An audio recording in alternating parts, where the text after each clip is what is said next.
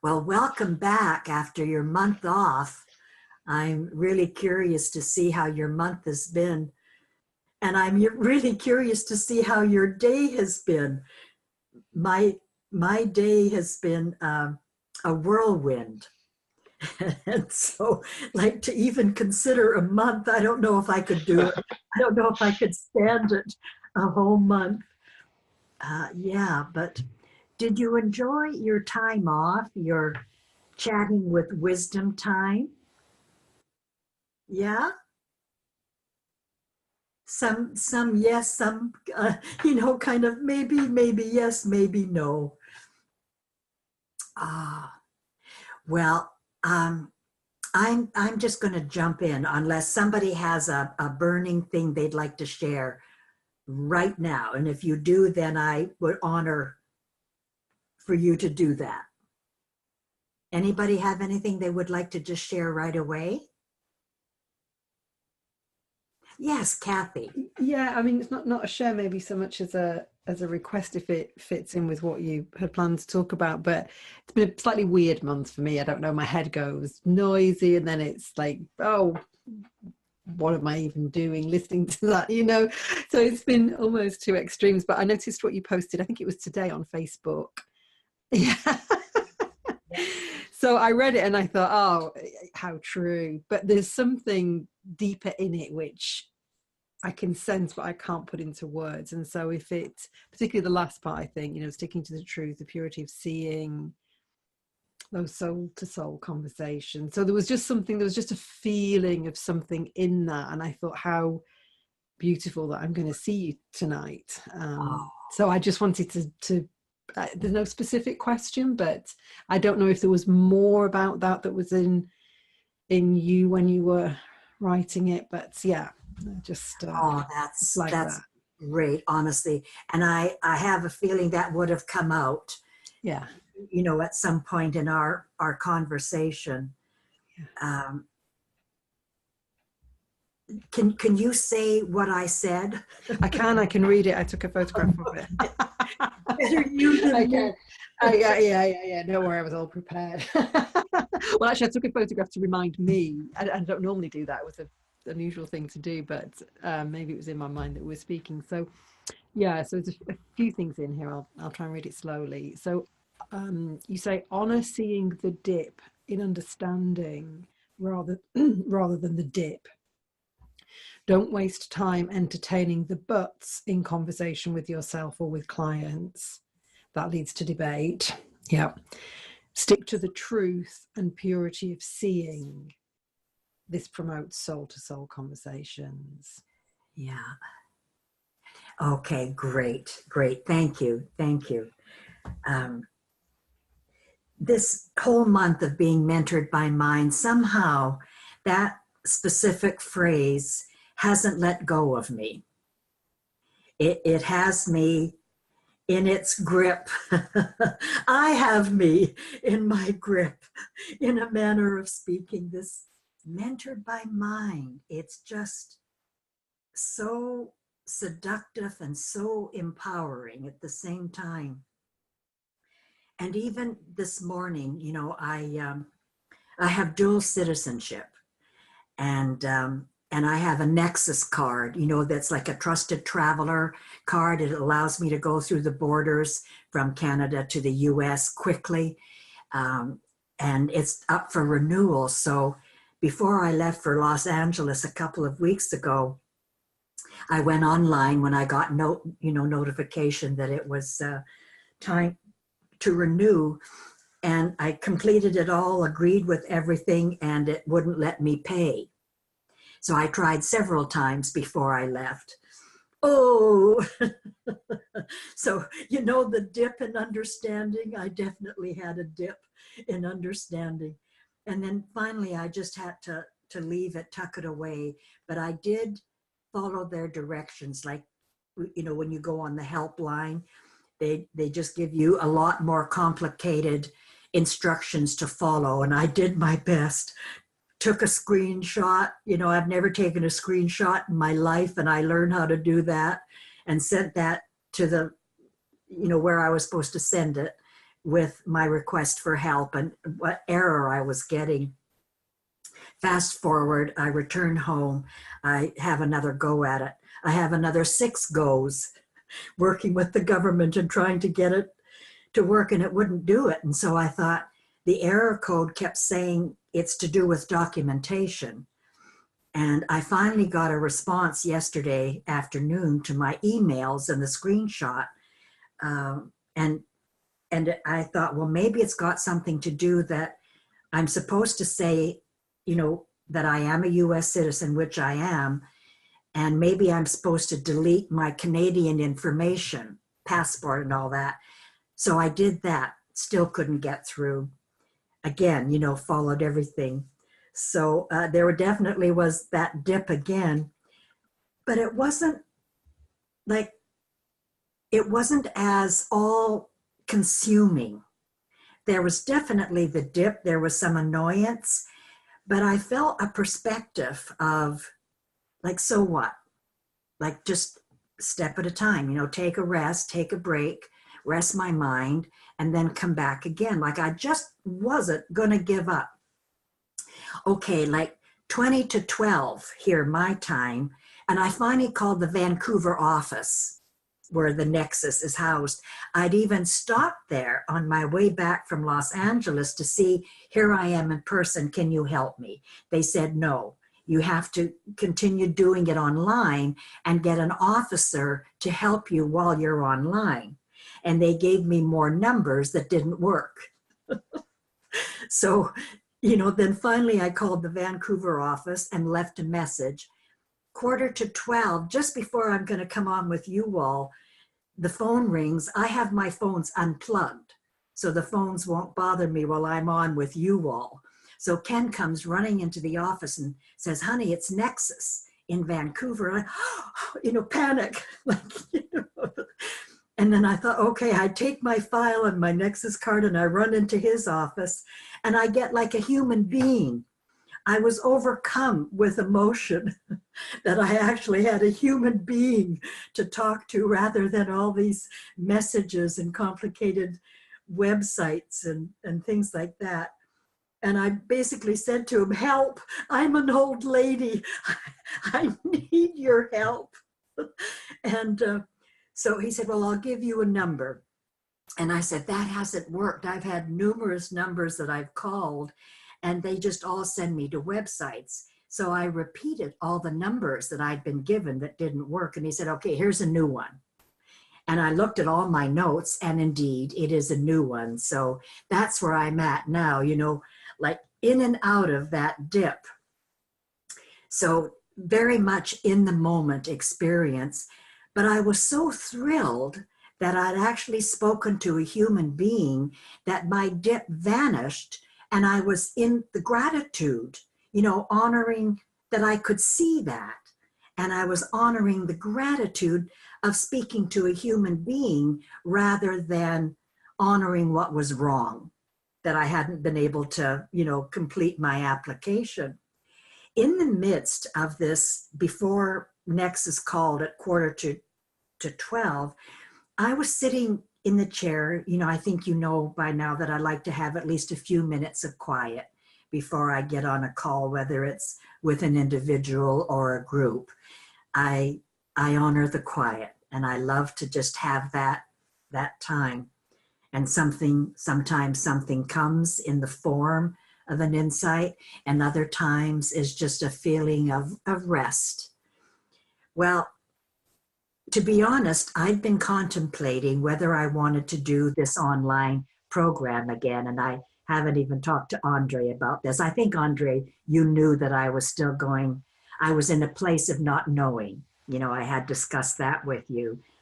And so I still wasn't sure, I'm in that place of not knowing and getting more comfortable being in a place of not knowing. And this morning, then, as I'm just resting, what came into my mind was a completely new program that swelled my heart. And so it just came to me fully formed. And And I just stood and typed. I'm having to stand, except for now I'm sitting, but I'm having to stand for my monitor now. And I just typed up this very simple program that I'm going to offer in the new year. Mentored by mind. There's dips and there's swells of understanding. And I'm, like I'm in a whirlwind still, kind of seeing the beauty of being mentored by mind, that in the midst of this kind of confusion and whirlwind, mind still pushed through and created this form for me of how I can be in service in a way that really speaks to me at this moment in time. And I share that with you because I know that sometimes we all come to a place of not knowing. And sometimes we may have been doing a program or been sharing our serving the world in a way that we're familiar with and we're comfortable with. But there may be like, is this still alive for me? And so I just wanted to share that to show how fluid it can be, and that even in the kind of the challenges that life is throwing to you, the next minute, this creative energy comes through and gives you a whole new program. I just am blown away by that, honest to God. How lucky we are as human beings and as spiritual beings, that this force comes through us and allows newness to come out all the time. And that's how that post came out, Kathy, was when I was working with the group like a week before I was a speaker at the 3PGC conference. And it was just in the middle of a conversation with a participant who was really struggling with her thinking, and where she was kind of, gripped by her thinking and couldn't let it go. And as she shared that, and I let her share, a fair amount about where she was stuck. And then what came out in the moment was, I could see that, like she would preface every struggle with, I see that I'm gripped by my thinking. I see that I blame myself. I see. It's like, I see what I'm doing wrong. And she was stuck in what she's doing wrong, what she's not understanding, where her thinking has taken her. I'm locked into, like laser, like a drone, honestly. I'm just focused on that she's saying, I see. And that's where I went. Like I ignored her struggle. With all due respect, I ignored her struggle, and I invited her back to her seeing, for her to see. And that gave her pause. She'd never had that before. Someone stop her in the middle of relating her struggle and bringing her back to her seeing. And it gave her pause, just a moment or two of pause. I knew that pause was her wisdom rising to the surface. And then her humanness, her stuckness came in again, and she went, but. And what came out of me again in the moment was, at this stage of my sharing, I just am not going to waste time looking at all the buts you have. And the audience just broke into laughter at this, this rather earthy term, like, I'm not going to explore the butts you have. And I want to explore your seeing.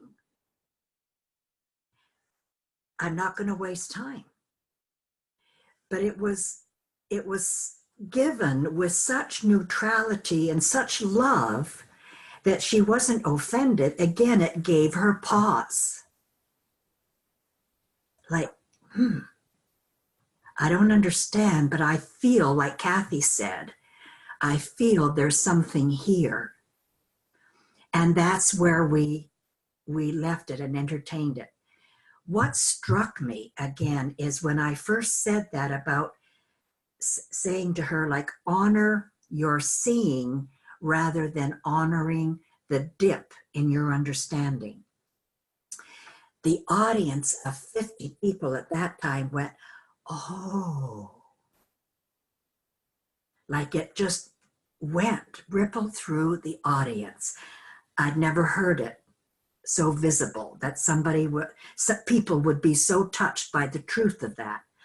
Honor your seeing rather than honoring what you don't see, which is where she was stuck.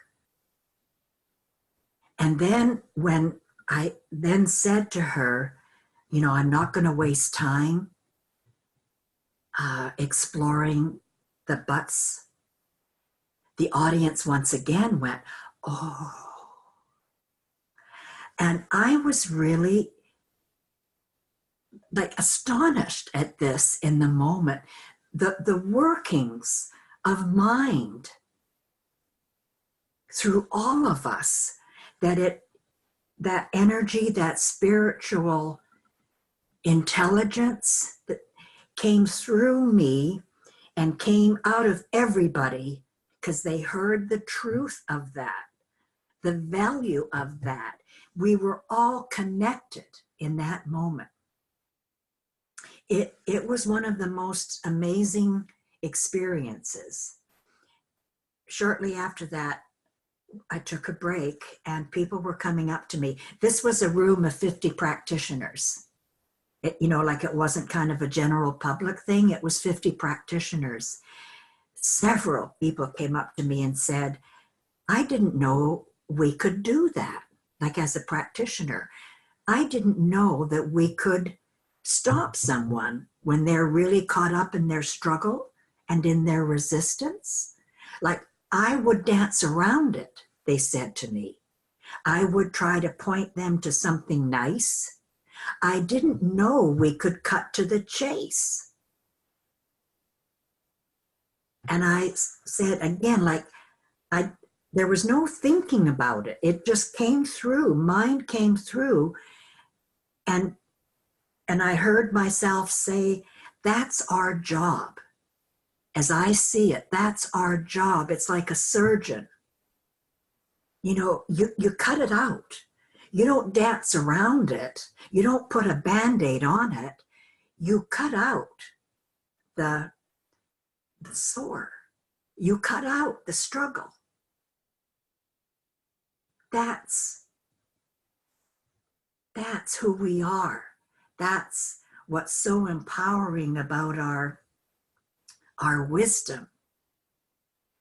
And they got it. So, that's kind of then. I'm sort of in betwixt and between one world. I knew I'd shifted in what had happened in that weekend with those 50 beautiful people. And then I knew I just also needed to have some quiet time for a couple of days before I started meeting with other people for the next event. And that's part of what I've honored for quite some time for me. I know we all have different ways of preparing ourselves to serve. And for me, it's about allowing space for mind to manifest, to come through. And so even though I had many invitations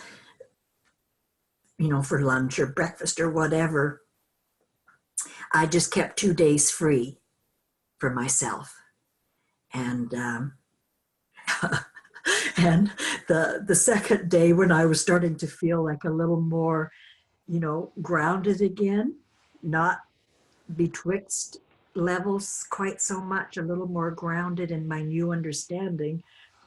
I had talked with Ken the night before, and then the next morning I just emailed him to say, I was feeling drawn to nature, and that I said, there's a Macy's just 10 minutes from here. And those of you that have been on the island know we have very few shops on the island, not much shopping. A couple of, sort of boutique stores, but it's limited. And so Ken knows that Macy's is a big draw for me. But I said to him in the email, hon, I feel drawn to nature. I'm going to find nature in a park and walk through the park. And then I sent the email off and got ready to get some fresh air and outdoors. And all of a sudden I found my feet walking towards Macy's. And I found nature in Macy's and had just a delightful time for an hour or so. It was like mind also led me there. And so again and again, it's like mentored by mind. Whether it's talking with the government agent, whether it's talking with practitioners, whether it's going to Macy's, whether it's a dip in my understanding and having a bit more distance to see it, which allows me not to linger in my dip. It's like you dip and then you're out the other side. You're not revving your motor like we would in a car. We're stuck in the snow and we rev our motor to try to get out. It's like with mind supporting us from the inside, we're stuck in the snow and we know how to get out of the snow and get to the other side. So the last thing I'm going to share with this is now I'm a speaker in front of 200 people. And the last topic I had on the second day was mentored by mind. In our speakers meetings, this came up as we were sharing as a team, what's new for us, what's inspiring us at this moment in time. And this topic was still alive for me. There was new things coming, like again and again and again. It wasn't being worn out, this phrase. There was newness coming. And so that then became my topic at the end of the day, of a very full, enriching day with these amazing speakers. It was kind of, the team was people that are considered pioneers, that have been directly mentored by Sid. And so it was very rich, very powerful. And I'm at the end of the day. And that's not my favorite place to be a speaker at the end of the day, because I'm usually cooked by then. It's like, I just want to go to my room. I'm so full. I just want to go to my room and, have quiet. And I've actually turned down a couple of times, like in London and so on, where I've said to the committee, like, with all due respect, I really don't want to be the last speaker. And if you can find another place for me, I'd really appreciate it. And usually they do. But this one, it's like, you know what? It is what it is. I'm going to honor it.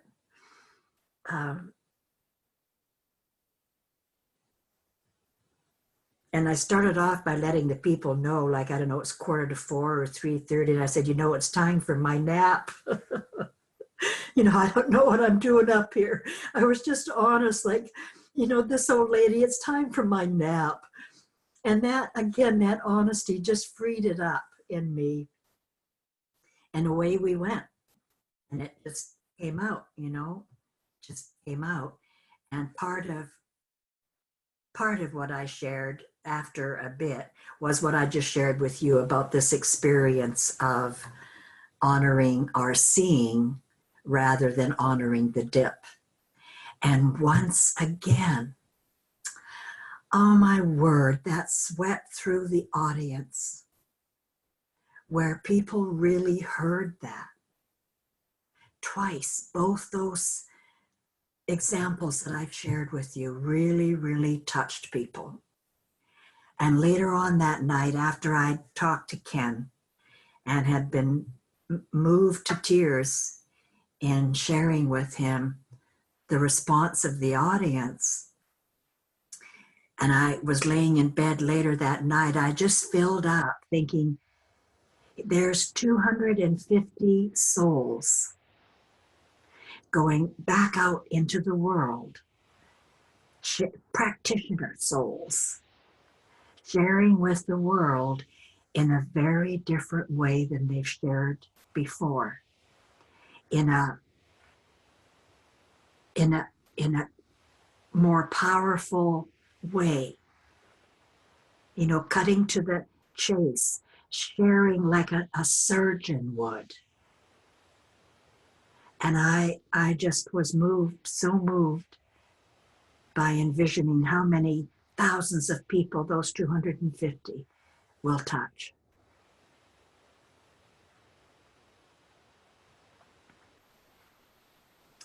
And I know how seductive thinking is, believe me. Over the 44 years I've been a student, I've been seduced by my thinking countless times, to the point where I felt ready to give up and say, I have nothing to share. Here I am once again stuck in the mud, and I have nothing to share. If I can still be stuck in the mud after this length of time, and this was like a decade ago, shortly before Sid passed, I remember saying to Chip and Jan, I feel I just have nothing to share. I'm just not getting it. And it was after we had all been at lunch with Sid and Judy and Chip and Jan and myself. And I had shared with Sid about a week or so prior that I was invited to talk, do a phone conference, not Zoom or anything. A decade ago, Zoom wasn't quite as prevalent as it is now. And I'd been invited to do a conference call with about 100 people. And I was telling Sid about this, and he knew the person that invited me. And he didn't feel it was, he felt for some reason that I was being used. And he said, dearie, I'm going to ask you to consider that, to really sit with it before you respond. Sit with it. And to be perfectly candid, I got sucked in by my ego. The notion of being able to talk to 100 people at that time, it was like, whoa. And I agreed. And my ego supported that. And when I had lunch then, a week later with Sid and, as I said, Chip and Jan and Judy, I mentioned this during lunch. And Sid just, went like, Elsie. He got upset with me. He said, Elsie, I asked you to consider this, and I thought you'd see enough not to go there.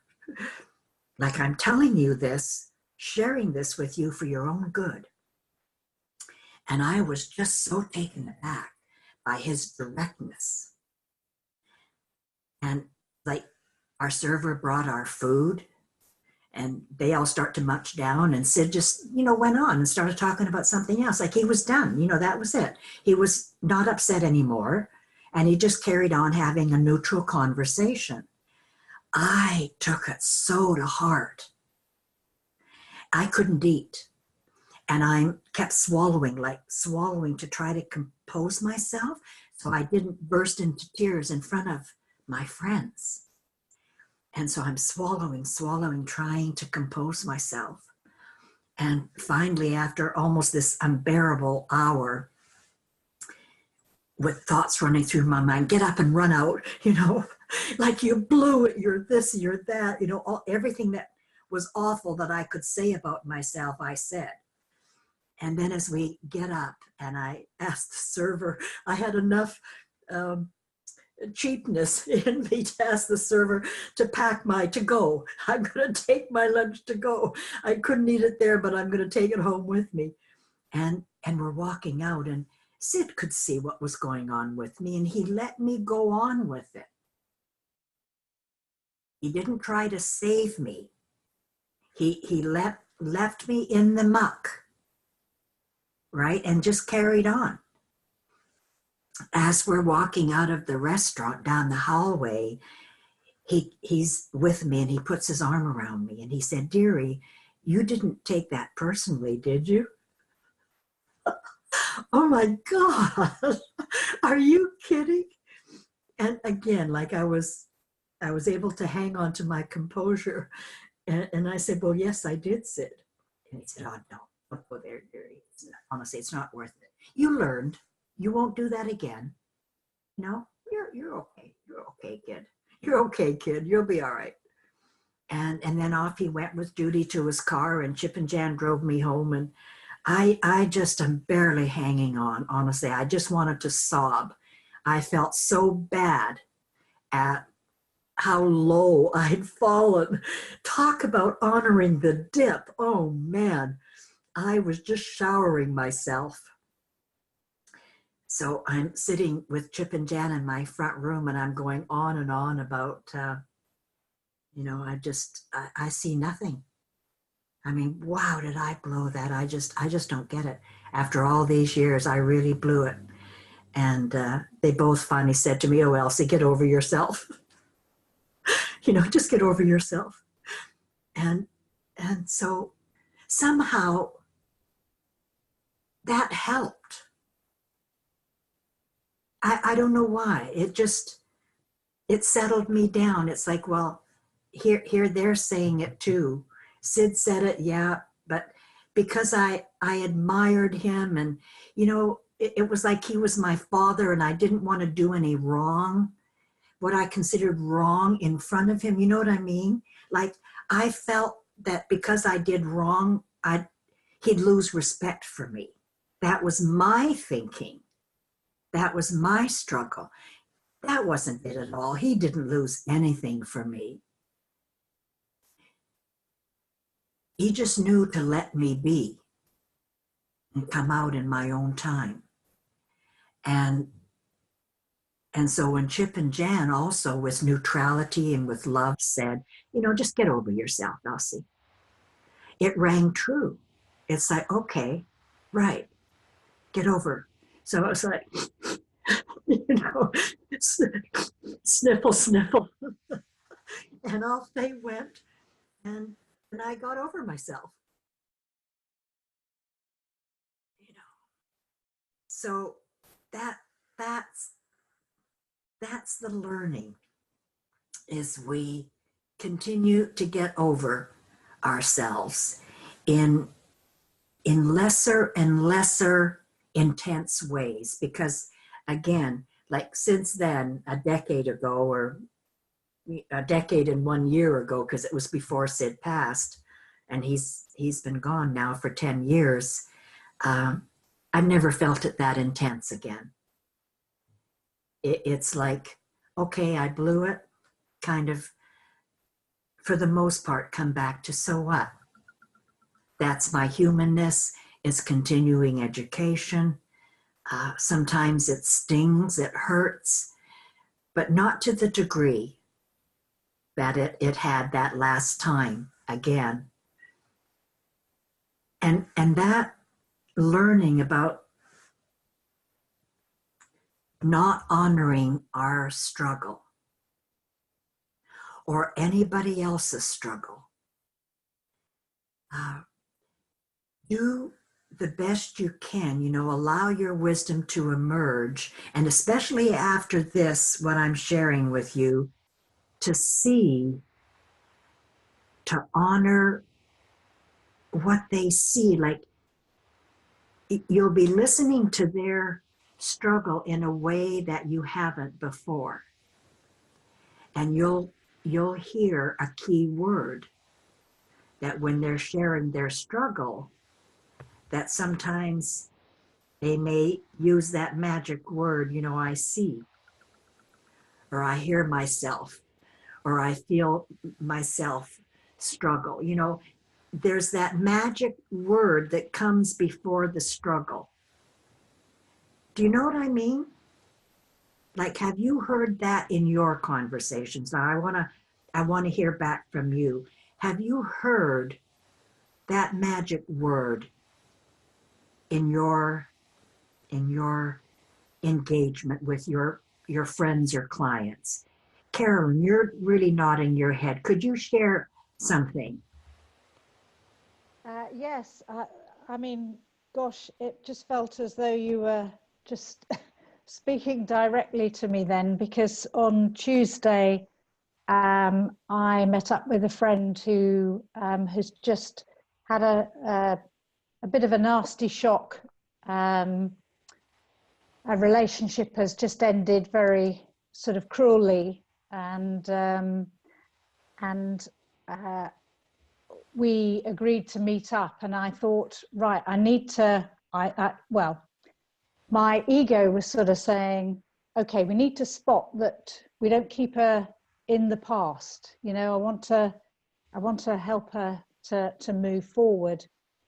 And then there was the other bit of me that was sort of saying, yeah, but I need to honor, where she is. So I suppose what I listened out for and what I heard was that she did know that, I mean, it was still very raw, but she did know, and I could see with absolute certainty that she could see that she wasn't going to be in that struggle for long. And as soon as I heard that, or realized that, I just, I could just, I suppose, just be with her more naturally. I stopped thinking about what I might need to do to help her to see it. Does that make sense? Yes. So Yes. I can't say that I heard her say anything particular, but she said enough that I knew that she was in a process of moving through it, and that was. Wow, that's beautiful, Carolyn. That's beautiful, and so enormously helpful and empowering. For you and for your friend. Yes. Yeah. It was a lot easier, more natural. There was a better connection. Just being with that. Wow, that's beautiful. That's beautiful. And Kathy, for you, given that you brought the post up and that you sensed something, it touched you, what's coming to you? Yeah, it's I see that. It's actually reminding me of a conversation with my son, who's my youngest son's 18. He's just gone off to university. Well, not just, he went in September. So actually he's nearly finished his first year, and he's been home a lot at weekends, and I think he misses mum's cooking. And a few weeks ago, we were in this car. I go and collect him. He's about an hour and a half away. So I'll get him, bring him back, take him back. And we're on this car journey, and he starts to talk about, oh, I don't think I'm eating healthily. And I need to have all these, maybe we could sit down and create all these food recipes and all of this. And then he said something about, would I make him a smoothie? But he wanted to create this whole plan of stuff. And I sort of laughed at him and said, you don't need to do anything, because I could see in him that he already had an awareness that he wanted mum to make him a green smoothie, and like that was enough. Yeah. Wow. That was enough. And then he was taking it into, oh, but I can't do all the food and the cooking, you know. Then he created all of this, like how unhealthy he was and how he, you know, he needed to set up some schedule for his running. And it's like, whoa, you've seen it. You've seen something about student life, too much beer and pizza. Yeah. And just that he'd said, oh, mum, will you make me a green smoothie? Like that, it was just that one thing. It's like that's pointing him back to the simplicity that he had that. He had that. Mm-hmm. Just in that one tiny thing. And it kind of like you can see it. I could see it in him. Was sitting in the car, and there's another client I spoke to recently, different example, but you can feel the release. Yes. Somehow it feels like, oh, okay, letting go of whatever it is they think they need to hold on to. And I love what you said there too, Kathy. You can feel the release. And you said that as well. You both, Carolyn and Kathy, you both, in your unique voices, said that, like you could feel it. And I want to honor that because that's so powerful. And sometimes we still are hung up on words and how we may express ourselves rather than you felt the release. And so words or the volume of words wasn't as necessary. And same with you, Carolyn, you said like, you know, you just ended up kind of being with her in that space. Like you weren't wordy. I loved that. Somebody had asked something about how do we point people, help people see their wisdom. And that's it. Like when you are feeling your wisdom, when you're in your wisdom in the moment, that's how they start to feel theirs, for the most part. That's how I started to feel mine with Sid, except when he would talk about it, right? The words got in the way. But when I could just feel his well-being, you know, like you felt the release, you just were with her, Carolyn. Like when I could just feel Sid's well-being, that taught me, that pointed me to my wisdom. And Vicki, how is this sitting with you?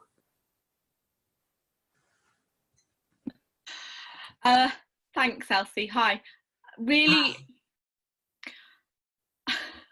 honestly, I'm uncomfortably.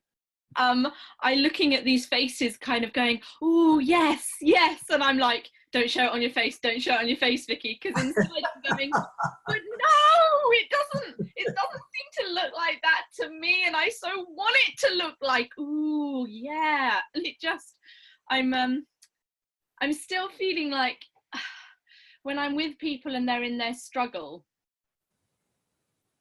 that there's something, what is it? I don't even know what it is, but to take them away from it in a way that, okay, how do I word it? It feels to me like there's still things to process with them amongst their struggle. So to say, I don't know. I'm having a lot of thinking about this, Elsie. Yeah, yeah. And I love that you're honest. Honestly, Vicki, that's the thing that perhaps right now you're not honoring that in yourself. There's no perhaps about it. You're not honoring that in yourself. But I am. And I would say everybody on this call is honoring your honesty, that you're saying that to us, that you're sharing that with us. That's beautiful. And let me ask you something. Wasn't it like a couple of sessions ago, it was you or someone else, but I think it was you, that you left the call after about an hour because you were so full and went and just kind of relaxed in your recliner and had a cup of tea. It wasn't me. Was it It Anna? wasn't. I can't remember. Someone did that. It wasn't. Oh, Oh, it Tony. was Tony. Okay. Okay. Well, I attribute it to you, Vicky. Tony, but there you go. You see how I see you? I see you full and going and having a cup of tea because you're filled to the brim with beauty, with your true nature. And so that's all I'm going to say about that, because I'm not going to explore where you struggle when you see someone else struggle. I'm just not. And you know what? The other thing that came out in the moment when I was talking with that group of 200, when you can be that direct and cut to the chase, like I just did with you now, did you feel hurt? No. Because I didn't come from judgment. Like I just came from understanding, and I came from love. I came from neutrality. And that love, neutrality, understanding is the anesthetic that a surgeon would use when you cut out the dis-ease. That's why you didn't feel hurt. And that's for you. Like I can see that's leaving you a bit more thoughtful than the previous sharing.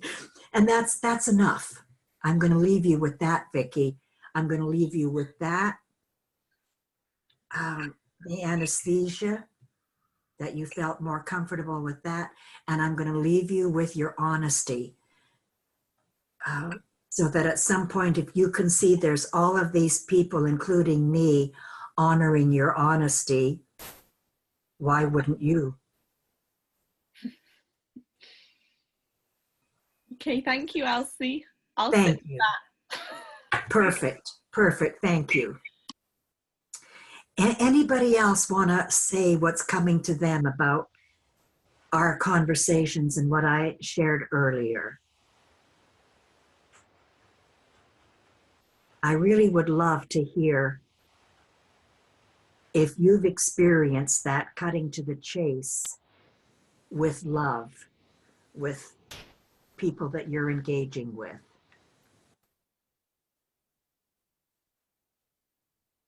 Tony, yes. I had to unmute. Hi.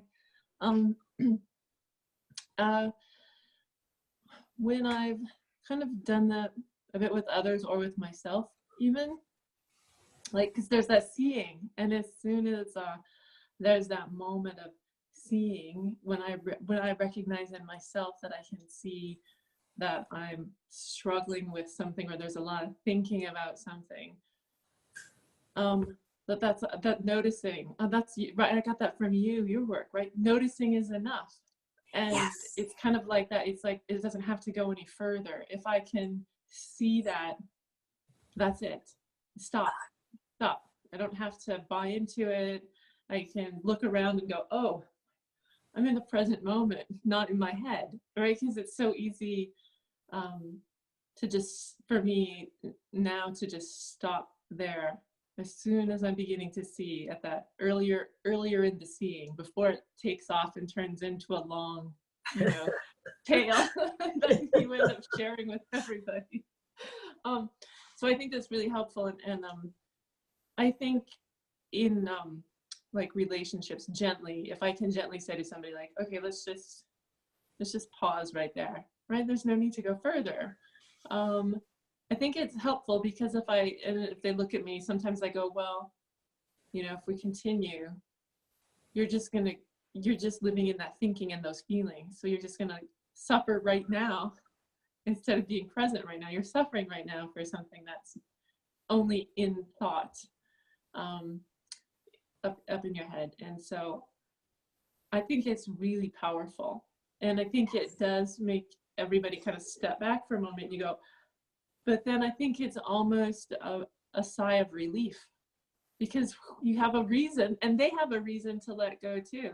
Because I think sometimes we're under the assumption that we have to continue to really tell our painful story, right? That somebody wants to hear that's how we're connecting. And I think you almost give them an excuse to let go too, and then they kind of oh, I can let go of this, oh great. Yes. Is it that easy? Yeah, it is that easy. So I really love that, just gentle, like, you know, we don't have to go any further. We don't have to go any further into it. And then even when you were pointing out, like, talking about how somebody else's suffering makes me suffer, right? So I'm talking like doubling back. It's like squared or something, right? It's like suffering on top of suffering instead of, and how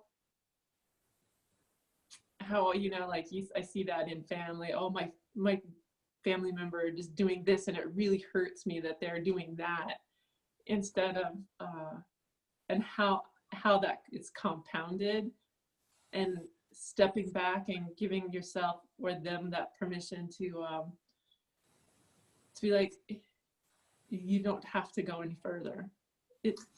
And it's not helpful to anybody anyway. You're not helping them. Your suffering doesn't help them in any way.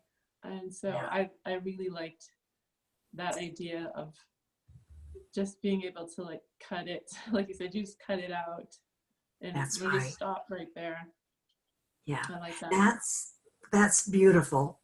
I love how you shared your understanding in your unique voice, Tony. I mean, I love that for everybody, that everybody has shared the same thing in your own unique voice, you know, that it's a different flavor, each one of you, and yet the common ground is the same. The common ground is seeing. And then your uniqueness and how it shows up for you.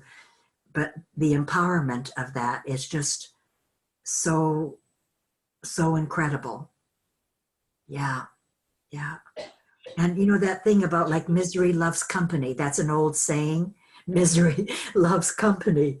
Well, it's like well-being loves well-being. That's contagious too. So where do we want to go?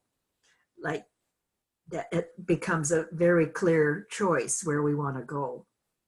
I know where I want to spend my time. Yeah. Constanza, how is this sitting with you? Hi, Elsie. How are you? Hi. I wanted to say something. What I've been seeing in these past few weeks is about these seeing things. Before, what used to happen to me is I got caught up in my thinking, and sometimes I avoided situations because of my thinking. So I was afraid of the stories I told myself that could happen in certain situations. Like, for example, if my kids had difficulties in schools or in certain activities, or if I have a situation with my husband or whatever. So I got caught up in my thinking, and instead of showing up and just see what was gonna happen and just stop in the moment, just showed up and not get up in all over my head and I don't know, maybe stay there for days or weeks and have all these feelings that I didn't like. What has been showing up for me these few weeks is just I get in my head, but I just show up and just see what happens and just stop there. Oh. So it's a lot different, lighter, Oh. and I can choose very different now because the feeling changes, and I can get in my well-being much faster, Mm-hmm. and I have no expectations of what's going to show up because I'm not so much in my head anymore.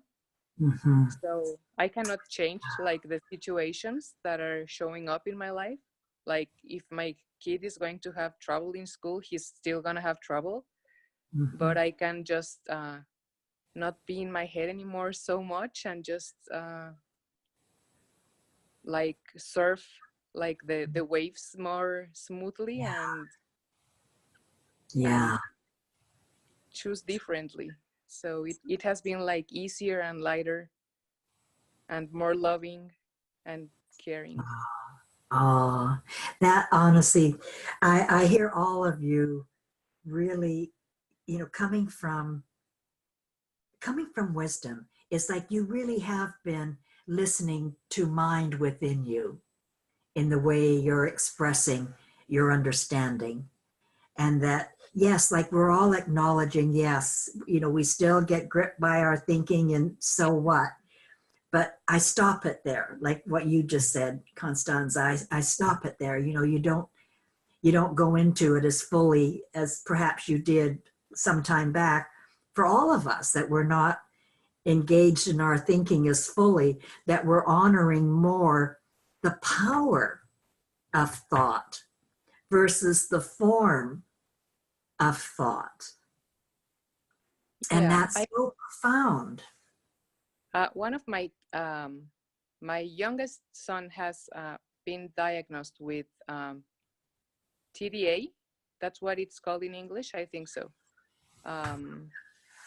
So we have to give him medication because the school asked us to do that. Okay. So he has been taking medication for about a year ago, and I noticed like the pills were like complete for about 3 weeks a month ago. And I asked him, I said, "Are you taking your pills?" And it was very interesting because he told me, "No, I'm not taking my no, I'm not taking my pills." And I'm like, you have to take your pills every day, because if not, they're not going to make the effect they have to make on you. And he said, "I'm not taking the pills anymore, Mom. I feel okay and I don't think I need them." Wow. And I was like, okay. So I think he was listening to his wisdom too. So it Mhm. was an interesting exercise for me to listen to his wisdom and support him. Wow. So he Wow. was like, okay, don't take your pills. So Wow. Wow. That's a lot of trust. And yeah. the thing that's striking me too, as I'm hearing you all, is that your ability to listen to your own wisdom and the wisdom of those around you, children, family, friends, clients. It's not like you ignore the struggle or may not find answers to help move you toward resolution or your client to resolution. It's just that it gives your mind space to manifest wisdom. And then if there's this struggle in the background, wisdom will help you with that struggle. So it's not like I'm saying, like, push that struggle under the carpet and don't ever look at it again. Sometimes in that struggle, there may be an answer, but you don't find it by exploring the struggle. You find the answer from inside, and then you'll see the struggle with new eyes. Or you'll see, gosh, there is no struggle. I was just focused so much on my thinking. It's like when I was in the front room with Chip and Jan, and they said to me with love, get over yourself. The struggle that I was in then just vanished, because the truth of get over yourself struck me at a deep level.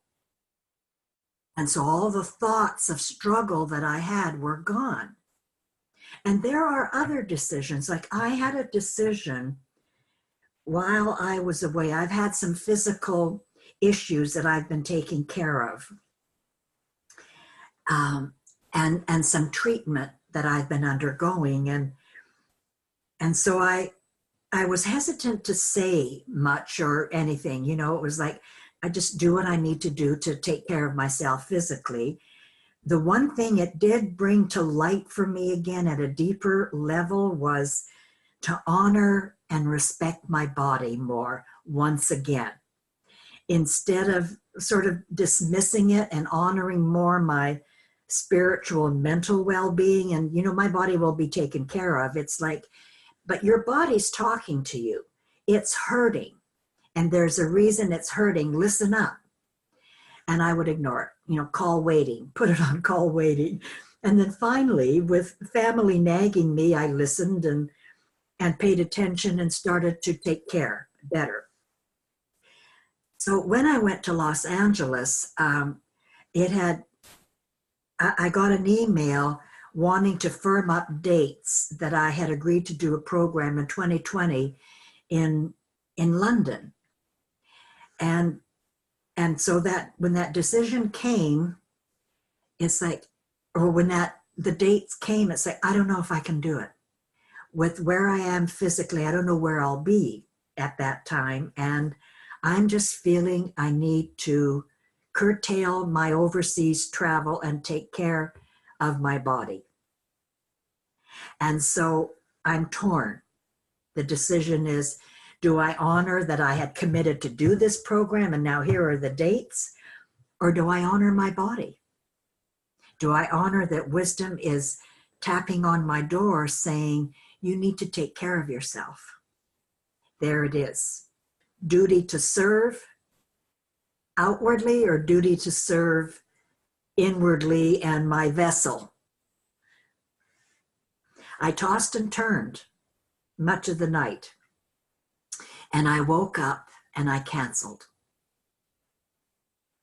You know, with love and respect and regret, I canceled. And it felt right.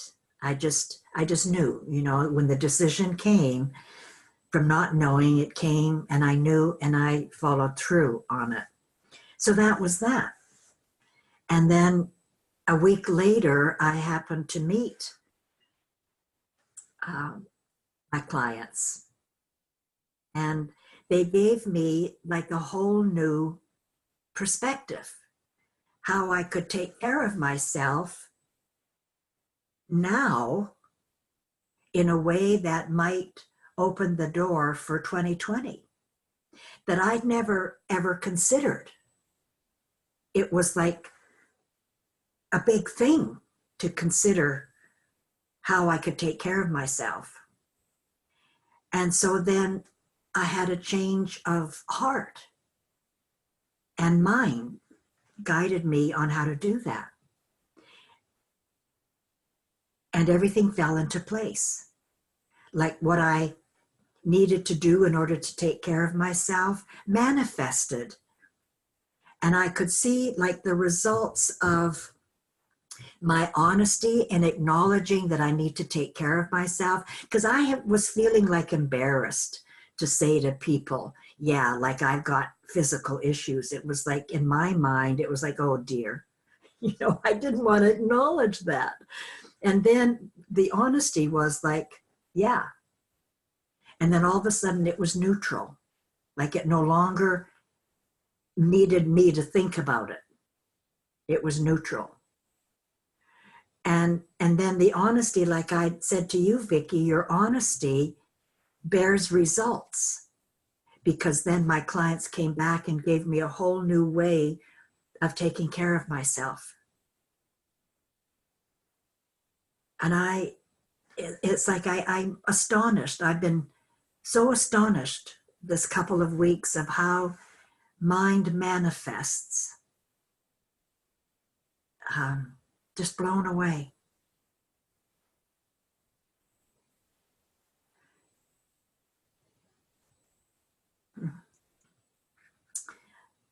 Naomi, anything? Hi, hi Hi. everyone. Hi. Anything. So, um, I agree that mind manifests and it turns up.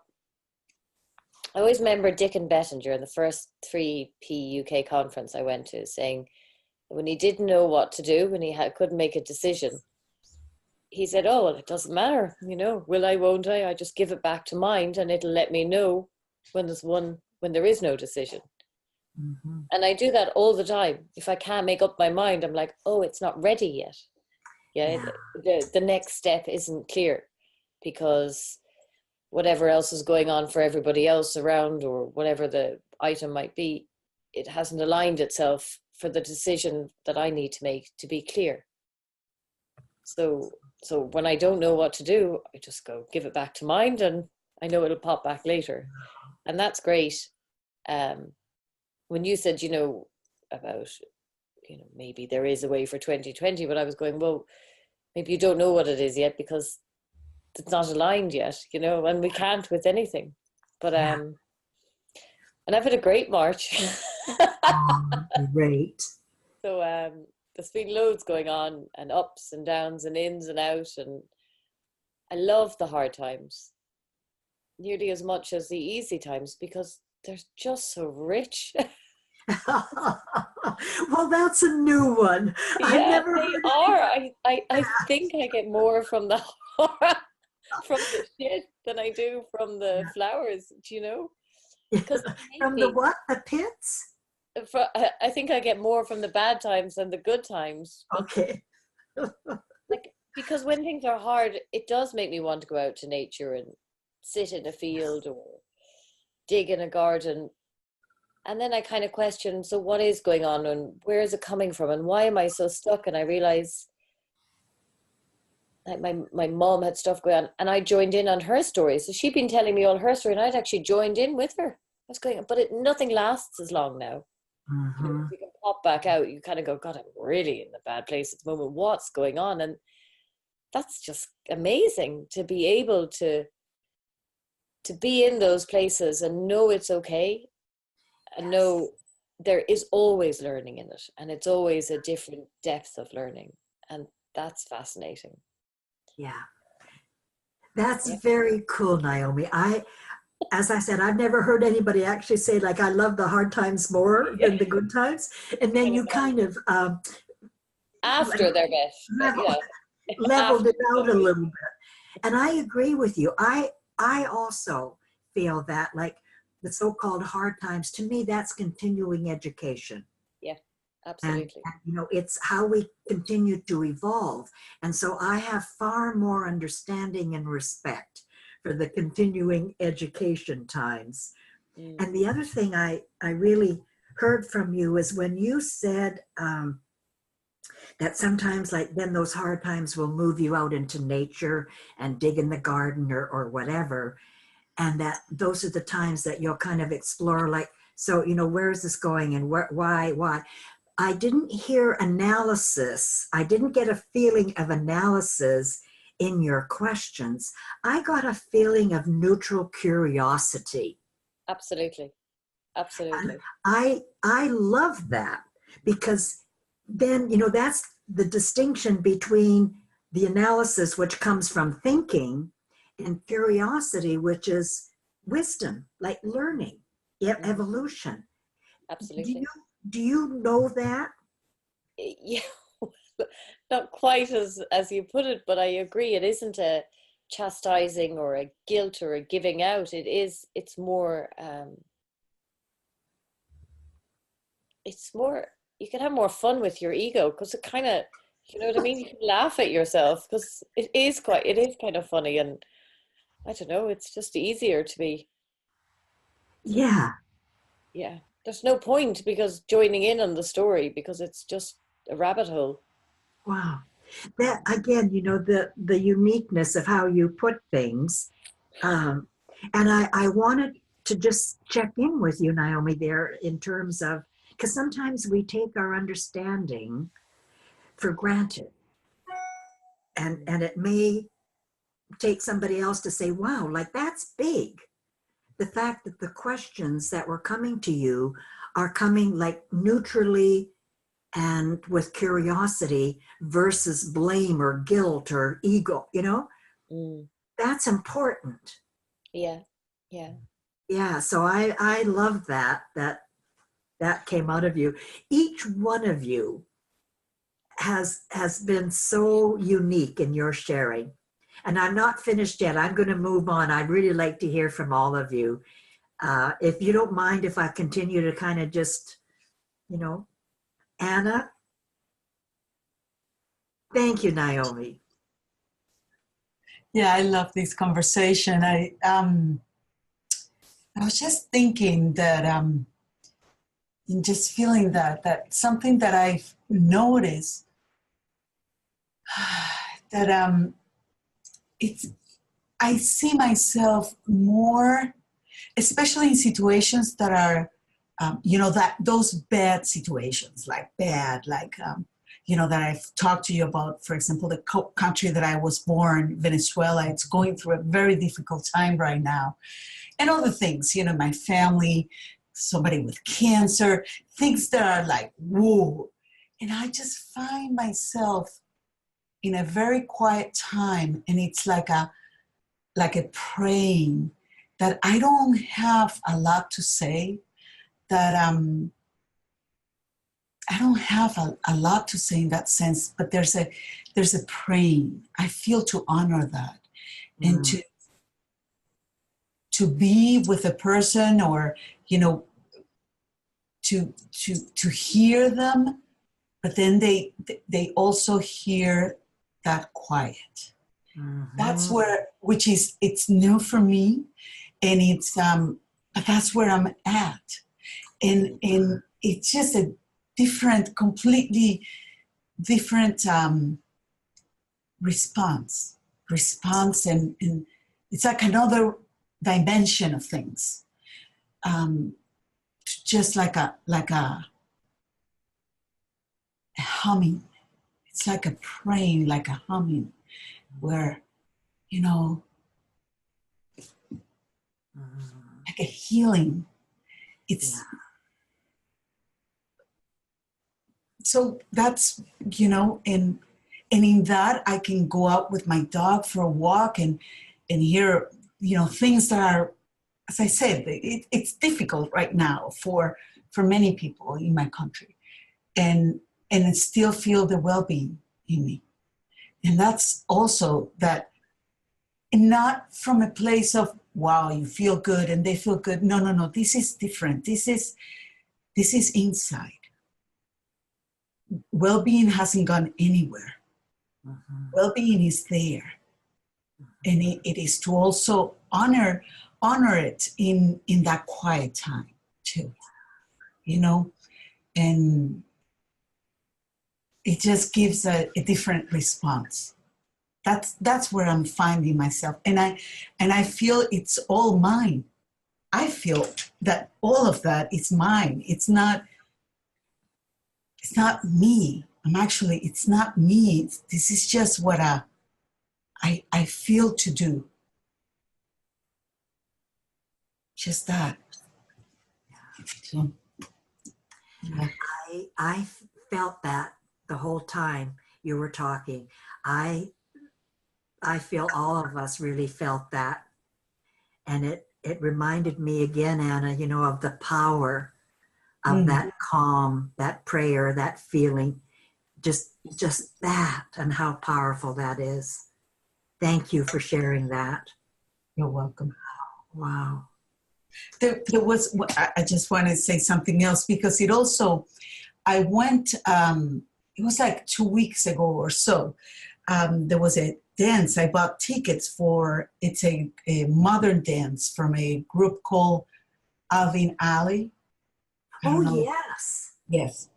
And they had, and Mitchell, one, it's a friend, and he was at the conference. He said, are they going to have the there's one performance called Revelation that they've done since 60 years ago. And so he checked it and he said, they're going to do it. So you're going to have, you're going to like it. And I said, oh, so I was, I had a lot of expectation and I was sitting there, and it's a beautiful performance of, for me, what it was, it was bringing, we were African American or Black people and white people there sitting there. And it was a beautiful performance where I felt that people were just that praying of healing what had happened, history, USA history with Blacks and slave.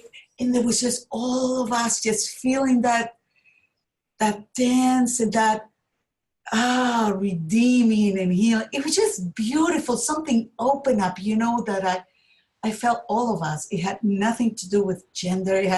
We were just all.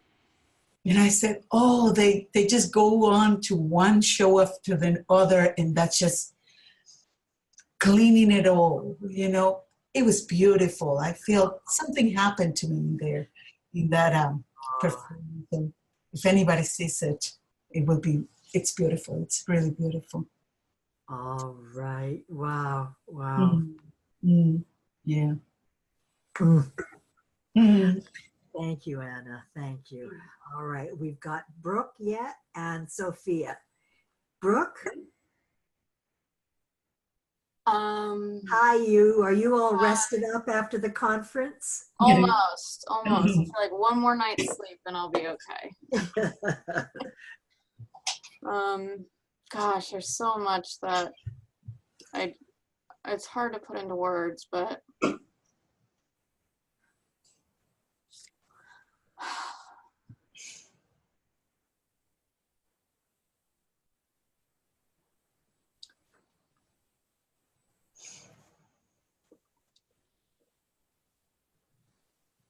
I have a really good friend that has been struggling for a few years, and unconsciously I'd get really low with her, and I could see that there were some like unhealthy, destructive behaviors, but in an effort to be there for her, I would go along with them. And like 6 months ago, there wasn't any magic decision. I just stopped, and I can see how me not, like I didn't see it before, how me not going there with her, or me going there with her, was like keeping her kind of there, like helping her stay there. And this past week when we were at the event, she saw so much, and I can, like I said, it's very new for me, but I can see. And she kept saying, I see, I didn't see before. You've said it a million times and I didn't see it. And I can't believe I was so lost and I didn't see it. And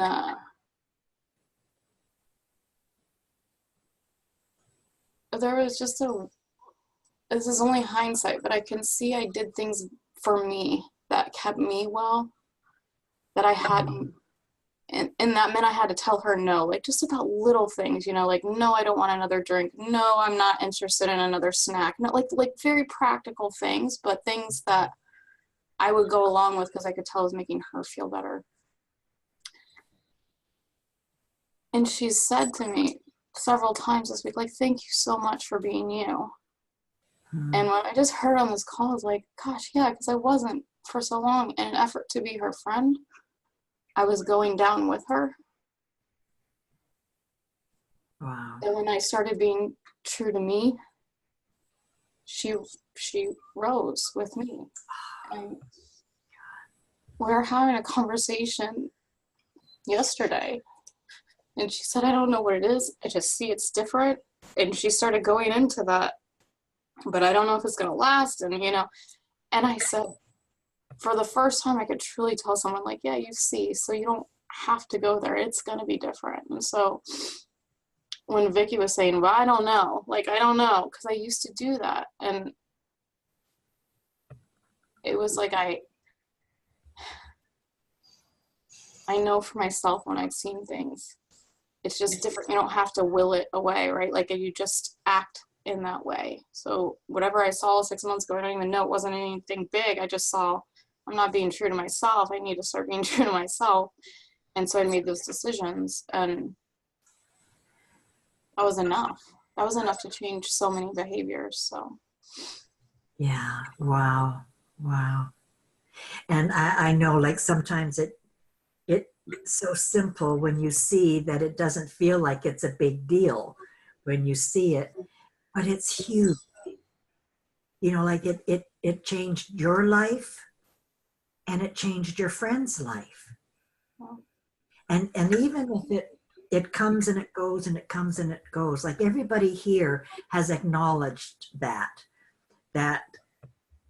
we still all think, we still all kind of get gripped by our thinking and by the dip, but everyone has said it's not as intense, it doesn't last as long, I don't, get carried away in the same way. The progress, the evolution that I'm hearing and bearing witness to with you all is really, it's big. It is big. Simple and big. It's like ordinary and extraordinary. Thank you. Thank you, Brooke. Wow.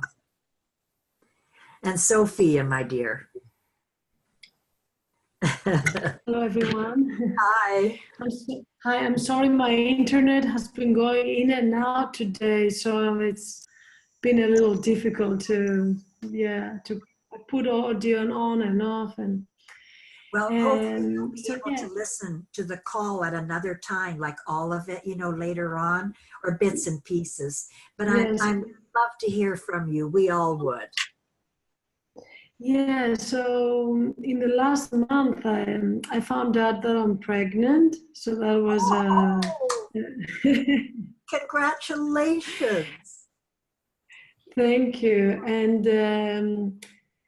I started having a lot of insights around how much is it on me, the whole process, realizing how little it's on me, the whole thing, and how much I'm responsible. Then a couple of days ago, I had some signs that might be a little worrisome. So I'm kind of in the unknown. So I started worrying, since the symptoms happened, and since I don't know, right? And there's a lot of stages, especially when you're older, like myself. So I started feeling like how worried I am, how I went to my thinking. And then there was a moment that I was like, why am I worried? Like, I was worried saying it's the unknown, kind of like the problem is kind of the unknown. And then I just realized it again in a deeper way, how I'm making up whatever that might mean, even if it's going to be, having a baby or not. And the tricky part was, because it's something that a miscarriage will be something that we all will not, it's not a good thing, or it's a mostly kind of not a nice thing, that I was making up a lot of meaning around that. So then when I saw that, like how much I was making interpretation of that, what that will mean about my life, if I'm, everything that I was making up, it just dropped. The thinking dropped. The situation hasn't changed yet, and I'm still in the unknown. But I'm so much more okay around that. So it was kind of interesting to see that, Boy, I'll say, gosh, I mean, again, congratulations. And to take care of yourself, take the best care of yourself and your little one there. There's nothing that mind doesn't encapsulate and help. motherhood, pending motherhood, just to nurture you. And what you see, that with your thinking, it's like, if you don't have the best excuse to go into your thinking about your worries and everything, I don't know who amongst us does. And yet you too, like, your wisdom is coming through, and you're seeing it's not helping. It wasn't helping. And so you were able to just let those thoughts slip away, and to be more comfortable being in the unknown and just in the moment. Like, in the moment, you're perfect. And your baby is perfect. And there's something to be said. Like, the only thing for me about being in the moment is the perfection of being in the moment. And then there's the next moment, and you're still okay. So I love that you came full circle to just be in the moment, and you're perfect. You all are so wise. I'm blown away by your wisdom. And Andre, I know you're hanging in there with us. Thank you. What about you? Do you want to wrap up our call today? And you have anything you want to share?